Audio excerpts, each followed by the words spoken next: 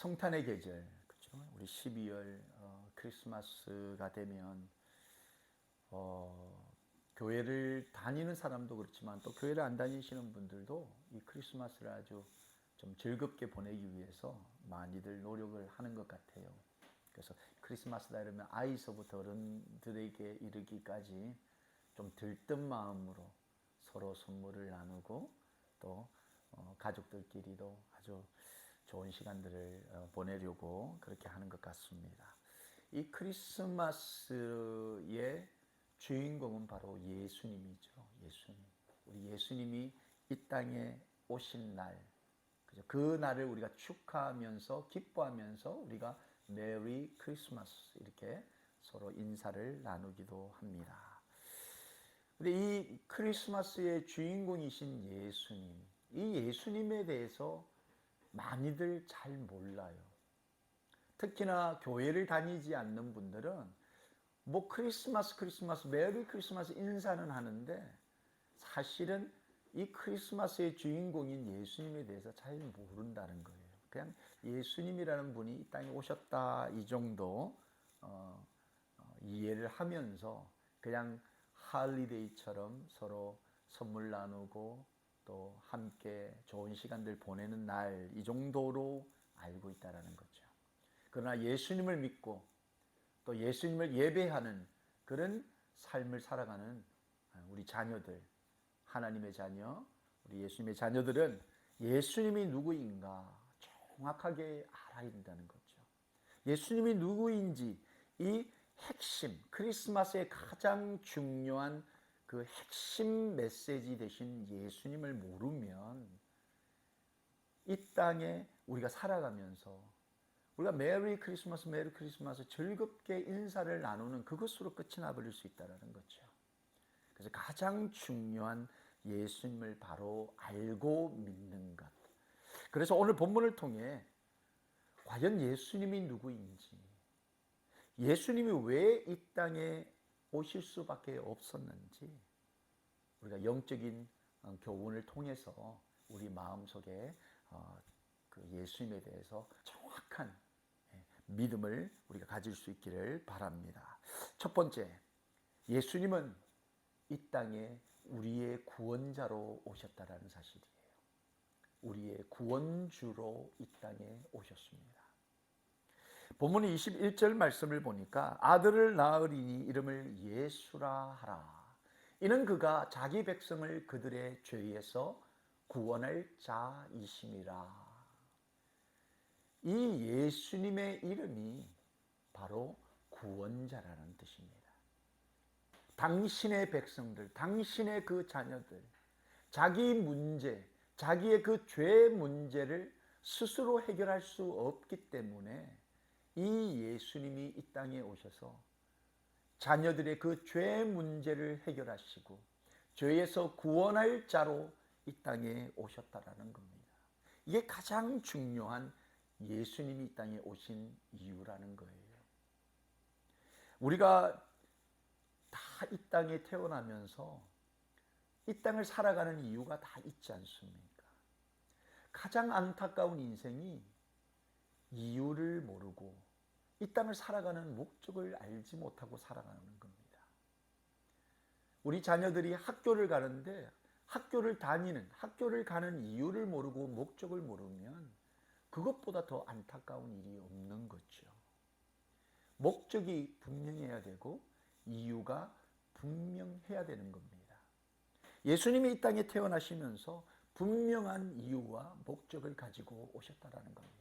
그래서 우리가 예수님을 알고 예수님을 만난다는 것은 내 죄를 알고 내가 죄인임을 깨닫는 것. 그래서 내가 내 이 죄 문제를 내가 해결할 수 없기 때문에 그 문제 때문에 오신 예수님을 우리가 믿고 의지하는 겁니다. 영원한 죽음으로 고통 속에 살아갈 수밖에 없는 우리 인간의 그 유한적인 존재. 우리는 우리의 죄 문제를 어찌할 수 없기 때문에 영원한 그 사망에서 고통으로 살아갈 수밖에 없는 존재라는 거죠. 이 존재의 문제를 깨닫게 되면 이 존재적인 유한적인 한계를 해결하시기 위해 이 땅에 오신 그 예수님, 그 예수님을 나의 구주로, 구원주로 우리가 입으로 시인하고 믿을 수밖에 없다라는 거죠. 누가복음 2장 11절 말씀을 보니까 오늘 다윗의 동네에 너희를 위하여 구주가 나셨으니 곧 그리스도 주시니라. 이 구주라는 말씀, 바로 구원주라는 이야기입니다. 우리의 죄로부터 우리를 구원하여서 하나님의 자녀 되어 영원한 생명을 소유하게끔 하시는 그 예수님이 바로 이 땅에 오셨다라는 거죠. 구주가 나셨고 그 구주가 바로 그리스도시요 바로 구원자라고 성경은 말하고 있습니다. 근데 이런 모든 메시지를 다 지워버리고 세상은 그죠, 메리 크리스마스, 연어 할리데이랑 똑같이 기뻐하고 즐거워는 하지만 그 기쁨과 즐거움의 가장 중요한 메시지인 구원자 되신 예수님은 빠져버리고 있다는 거죠. 오늘날 세상이 이제 예수님을 이 크리스마스에서 빼기 시작하는 겁니다. 구원주로 이 땅에 오셔서 우리의 죄 문제를 해결하시기 위해 오신 그 예수님을 이 크리스마스에서 점점 더 빼기 원한다는 거죠. 예수님 인정하기를 원치 않는다는 거죠. 그러나 우리 믿는 성도들, 우리 하나님의 자녀된 우리는 예수님이 누구인가를 반드시 알아야 되는데 바로 우리의 죄 문제를 해결하여서 하나님의 자녀되는 권세를 주시기 위해 이 땅에 오신 구원주가 되신다라는 겁니다. 이 구원주를 우리의 마음으로, 우리의 마음 중심으로 믿고 영접하고 받아들일 때 우리는 하나님의 자녀가 되는 겁니다. 마태복음 2장 8절 말씀에 보면 베들레헴으로 보내며 이르되 가서 아기에 대하여 자세히 알아보고 찾거든 내게 고하여 나도 가서 그에게 경배하게 하라. 헤롯 대왕이 그 당대에 태어난다라는 그 예수님의 소식을 듣고 동방으로부터 온 박사들에게 당신들이 그 아기 예수를 만나면 나에게 말해달라. 나도 가서 그에게 경배하겠다. 그런데 이 헤롯 대왕의 속내는 이 예수를 죽여서 역사에서 지워버리고 싶은 그 마음이 그 마음 가운데 있었다는 거예요. 오늘날 세상과 똑같은 마음을 2000년 전에 헤롯 대왕도 가지고 있었다는 거죠. 원치 않는 겁니다. 오신다라는 그 예수님의 소식을 듣고서도 어떻게 하면 그 아기 예수를 죽여버릴까? 그래서 잔혹하게도 헤롯 대왕은 그 아기 예수를 찾지 못하자 그 아기 예수와 비슷한 연령대의 남자 아기들을 다 죽여버리는 아주 잔혹한 살인마가 되어버린 거죠. 오늘날 세상과 전혀 다르지 않다라는 겁니다. 내 삶의 주인이 나야. 내 삶의 이 바운더리 안에 누구라도 들어오는 것을 허용하지 않겠다라는 겁니다. 내가 주인이 되어서 내가 내 원하는 대로 살아가는 내 삶의 주인이 내가 되어서 내 생각대로 내 경험을 따라서 내가 원하는 그 길을 걸어가겠다. 그 길을 막는 예수든 누구든 나는 인정하지 않겠다. 이게 오늘날 여러분 세상과 전혀 다르지 않다라는 거죠. 밖으로는 예수님을 경배하는 척, 밖으로는 예수님을 예배하고 예수님을 인정하는 것처럼 말을 했지만 이 헤롯 대왕은 예수님을 죽일 생각이었습니다. 인정하지 않을 생각이었습니다.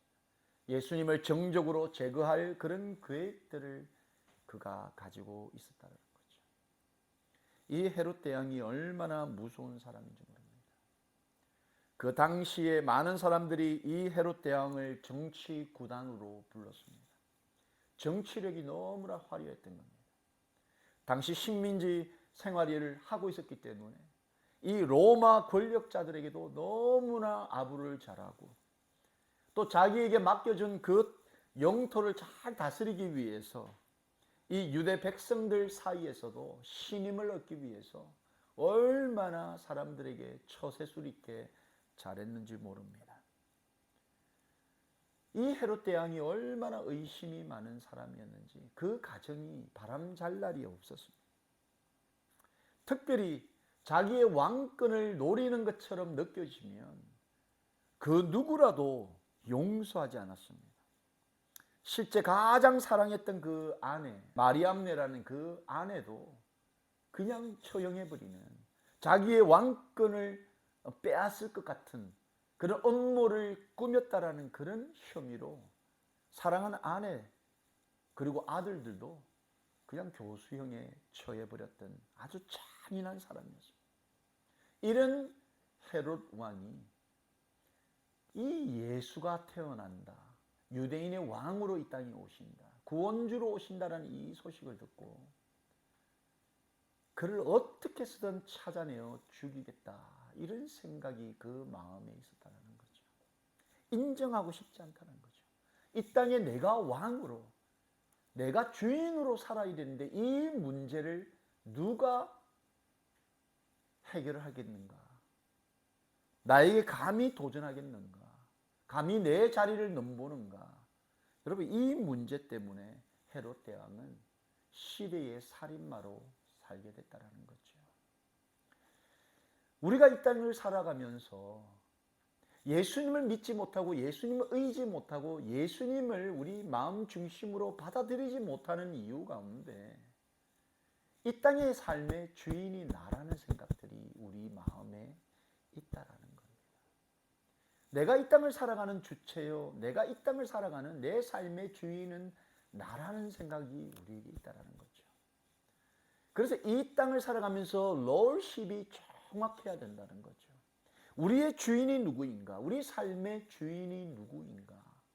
이 문제가 명확하게 되기 위해서는 바로 구원주로 이 땅에 오신 그 예수 그리스도가 내 삶의 주인입니다.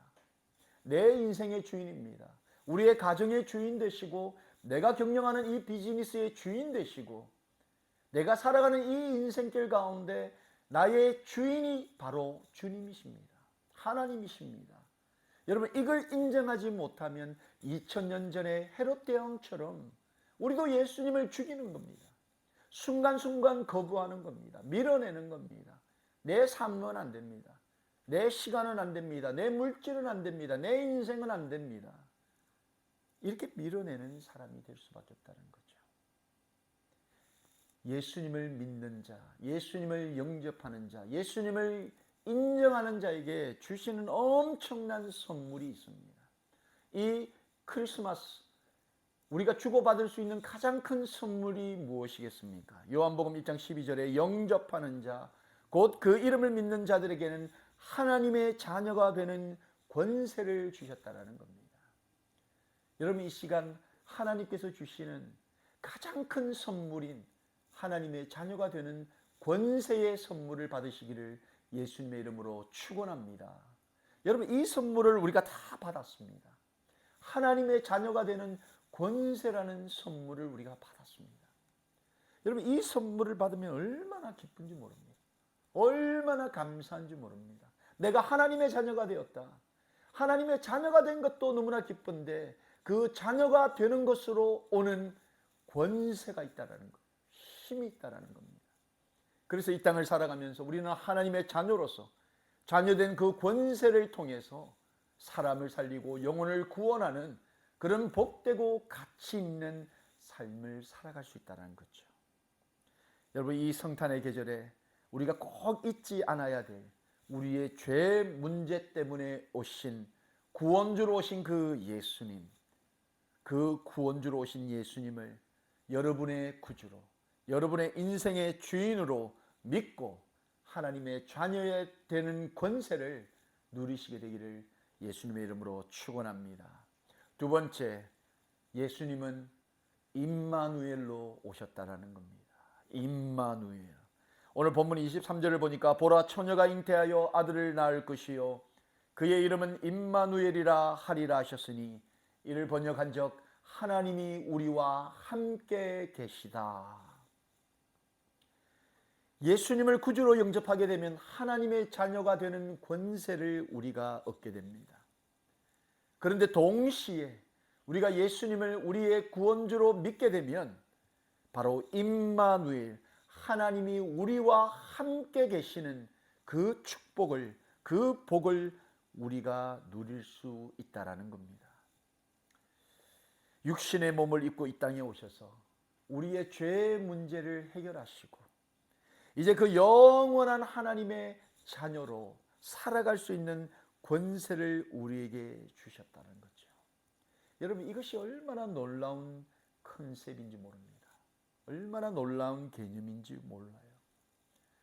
여러분, 이 땅을 살아가면서 영원한 것이 존재하지 않습니다. 영원한 것이 존재하지 않아요. 우리가 가장 사랑하는 우리의 부모님들도 영원하지가 않습니다. 다 때가 되면 돌아가시게 되는 거죠. 우리가 아무리 우리의 자녀를 사랑해도 우리가 어느 때가 되면 우리의 사랑하는 자녀들을 두고 우리도 이 땅을 떠나야 될 때가 오는 겁니다. 우리가 아무리 좋아하는 돈도 영원하지 않습니다.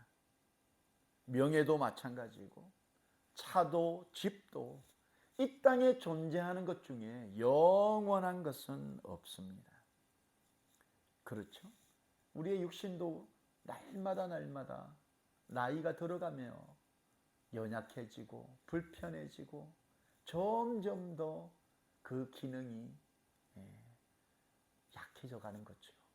그래서 이 땅에 있는 것 치고 영원한 것이 없다라는 거예요. 그런데 우리가 구원주로 오신 그 예수 그리스도를 나의 삶의 주인으로, 내 삶의 구원주로 우리가 영접하게 되면 구원주 되신 예수 그리스도가 영원토록 우리와 함께 계시는 복, 이 영원의 문제를 우리에게 선물로 주신다라는 거죠. 여러분, 누군가 우리와 영원토록 함께한다. 이것이 얼마나 큰 축복인지 모릅니다. 특별히 유한한 존재로 유한한 세상을 살아가는 우리에게 이 영원의 축복과 영원의 문제를 해결하신 주님, 오신 그 예수님이 영원한 존재임을 명확하게 성경은 우리에게 말씀하고 있는데, 본문 22절을 보시면 이 모든 일이 된 것은 주께서 선지자로 하신 말씀을 이루려 하심이니, 예수님이 이 땅에 구원주로 오셔서 영원토록 우리와 함께 계신다라는 그 말씀이 이미 예수님이 오시기 전에 선지자들이 예언하셨다라는 겁니다. 과거에서부터 현재로 그리고 미래에까지 그 오신 그 예수님이 영원하신 분임을 이미 말씀으로 그 전에 우리에게 기록해 주셨다라는 겁니다. 이게 바로 임마누엘 주님의 능력이라는 거죠. 오실 것을 예언하셨고 오신 그 예수님이 다시 오실 것을 예언하셔서 영원토록 예수님을 명접한 당신의 자녀들과 함께 영원히 계신다라는 것이 바로 성경에, 하나님의 말씀에 기록되어져 있다라는 사실이죠. 말씀 가운데 하나하나 이루어지지 않은 것이 없다라는 겁니다. 이 말씀을 우리가 믿어야 되는 거죠. 지금 잠깐 있다가 사라지는 말씀이 아니라 과거에서부터 현재로 미래까지 말씀을 통해 약속하시고 그 약속을 이루고 계시는 그 영원하신 그 주님의 말씀을 우리가 믿어야 되는 겁니다.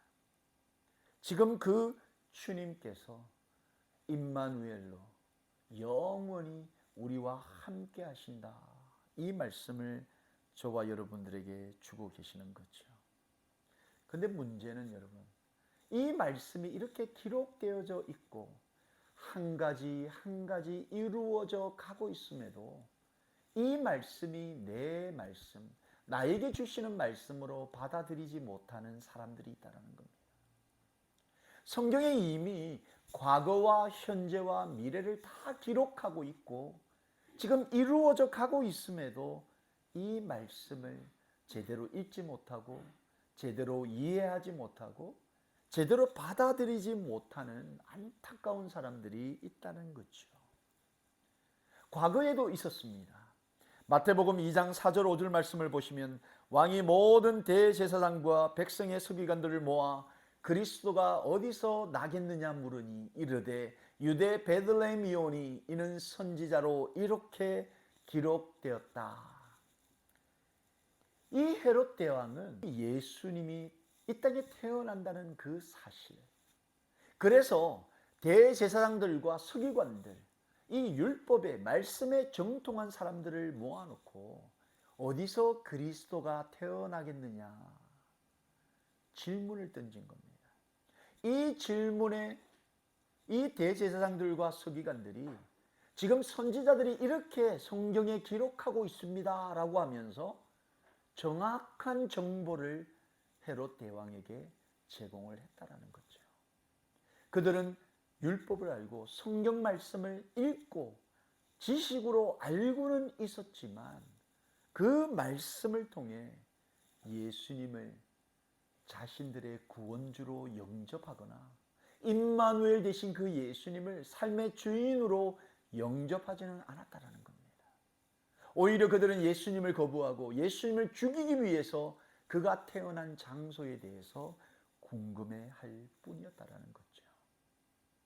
말씀이 이렇게 기록하고 있고 그 기록된 말씀으로 예수님이 오셔서 지금 영원토록 우리와 함께 하시겠다라고 말씀을 하고 있음에도 불구하고 오늘날 세상은 그 말씀을 읽고 듣고 알고 있음에도 불구하고 그 예수님을 내 삶의 주인으로는 받아들이지 않는다라는 사실입니다. 이게 제일 안타까운 인생입니다. 몰라서 안 믿는 것이 아니라 알고 있음에도 믿지 않는 것. 여러분, 이게 가장 안타까운 인생이라는 사실입니다. 오늘 이 말씀을 듣는 저와 여러분은 우리와 영원토록 계시겠다라고 말씀하시는 그 주님의 말씀을 믿는 저와 여러분 되기를 예수님의 이름으로 축원합니다. 그 예수님이 우리와 영원토록 함께 하시겠다라는 이 사실에 여러분 감동과 감격을 우리가 가지기를 원합니다. 여러분, 우리의 믿음, 우리의 신앙생활, 이 하나님의 말씀, 우리와 영원토록 함께 하시겠다는 이 말씀을 붙잡고 살아가게 되면 우리의 믿음 생활, 신앙 생활이 달라질 수밖에 없다라는 겁니다. 지금 현존하시는 주님께서 나와 동거하시고 나와 생사고락의 그 모든 순간을 함께 하시고 나로 하여금 하나님의 그 나라에 이르기까지 나를 지키시고 보호하시고 나와 함께 동행하시겠다라는 이 말씀을 부여잡으면 이 땅을 살아가면서 아무리 어렵고 힘들어도 여러분 우리의 가슴을 펼 수가 있습니다. 믿고 의지할 주님이 계시기 때문에 우리가 기쁨으로 감사함으로 살아갈 수 있다는 거죠. 함께 하시는 예수님, 동행하시는 그 예수님이 지금 믿고 자녀된 우리와 함께 계신다. 여러분, 이 말씀을 붙들기를 원합니다. 신명기 31장 6절 말씀을 보면 너희는 강하고 담대하라. 두려워하지 말라. 그들 앞에서 떨지 말라. 이는 내 하나님 여호와가 그가 너와 함께 가시며 결코 너를 떠나지 아니하시며 버리지 아니할 것이라. 이게 바로 임마누엘 되신 하나님이라는 거죠. 우리를 버리지 아니하시고 우리를 떠나지 않는다라는 겁니다.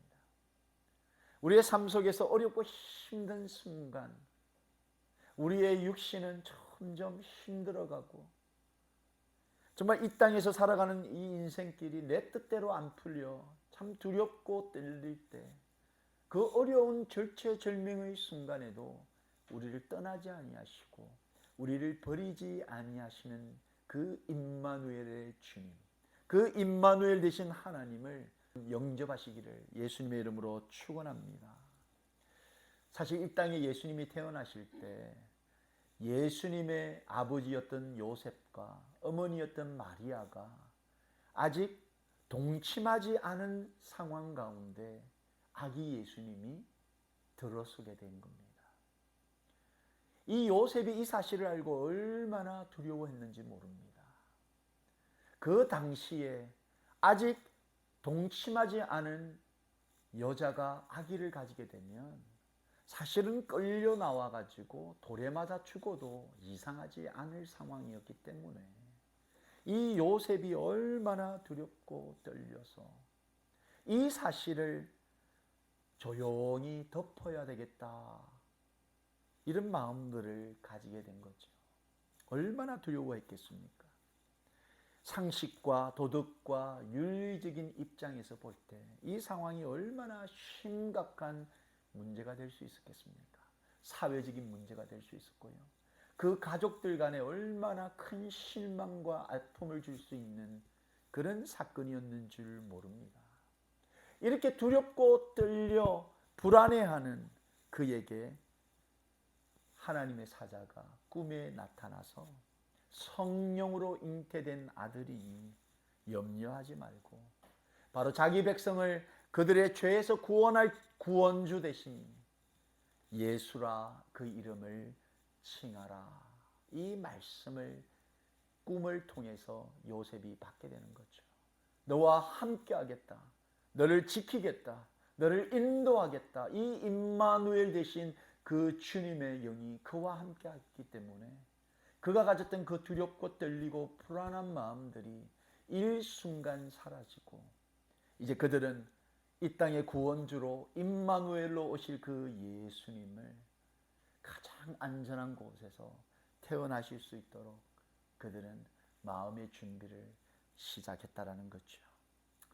사랑하는 성도 여러분, 이 땅을 살아가면서 이 임마누엘의 믿음, 임마누엘의 신앙을 가지게 되면 우리의 살아가는 이 땅에서의 삶이 내 생각대로, 내 계획대로 되지 않는다 할지라도 우리는 그 임마누엘 대신 주님의 이름을 부르면서 이 어렵고 힘든 상황들을 극복해 나갈 수 있는 겁니다. 여러분, 이 임마누엘로 오신 주님을 여러분의 인생의 구주로 지금 영접하십시오. 여러분의 삶의 주인으로 지금 영접하십시오. 여러분이 이 임마누엘 되신 주님을 영접하기만 하면 여러분의 호흡이 닿는 그 순간까지 그 주님께서 여러분과 함께 계실 줄로 믿습니다. 말씀을 정리합니다. 세상은 점점 더 이 예수님을 지우기 위해, 이 성탄의 의미를 지우기 위해 노력하고 있습니다.